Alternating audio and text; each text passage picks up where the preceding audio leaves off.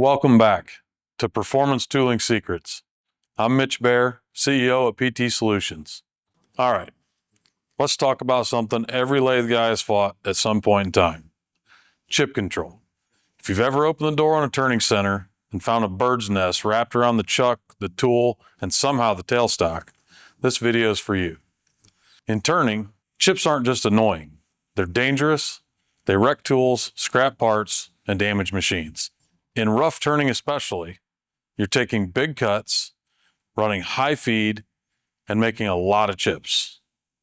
If you have bad chip control, you're going to have bad tool life, bad surface finish, bad words, and probably bloody hands. Good chip control means consistent cutting, longer tool life, better parts, and fewer trips to the ER. Chip control starts with the insert geometry. A given insert geometry needs a minimum depth of cut to function properly. If you're skimming 20 thousandths and expecting miracles, the chip breaker won't activate, chips won't curl, the insert will rub and overheat. Know the depth of cut range and use the insert the way it's designed, or switch to a different insert geometry that's designed for the depth you're cutting. All the major suppliers specify these windows in their catalogs.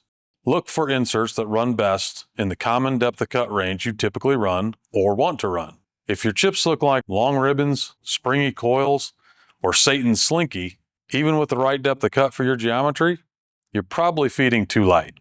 It's designed to work in a feed window for a group of materials, but materials vary a lot. A rule of thumb: if you're not breaking chips, feed harder. If the insert starts squealing, you went too far and bad stuff's about to happen. Chip control loves commitment. You just got to send it. Material matters a lot. Not all materials behave the same, and even different lots of the same material don't behave the same. Low carbon steels are long, stringy nightmares. Stainless, hot, sticky, and vindictive. Match your insert geometry and coating to the material. Coolant isn't just there to make steam. Have you ever put cold water in a coffee mug while it's hot? Coolant takes the chip from hot to cold in an instant. This makes the chip brittle and helps it to break. High pressure coolant is like a cheat code for chip control, especially in tough materials. But watch for build-up edge. You might have to increase speed to maintain the right amount of heat at the cutting edge. Start with the right insert, feed it hard enough to work, use real depth of cut, and aim your coolant like it matters, because it does. If you're tired of digging steel spaghetti out of your machine, call your local PT Solutions rep. We'll help you get the chips under control. If you've adjusted feed, adjusted depth, tried different inserts, and the chips still look like a horror movie, it might be time to change insert material. I'll explain more on this in the next video.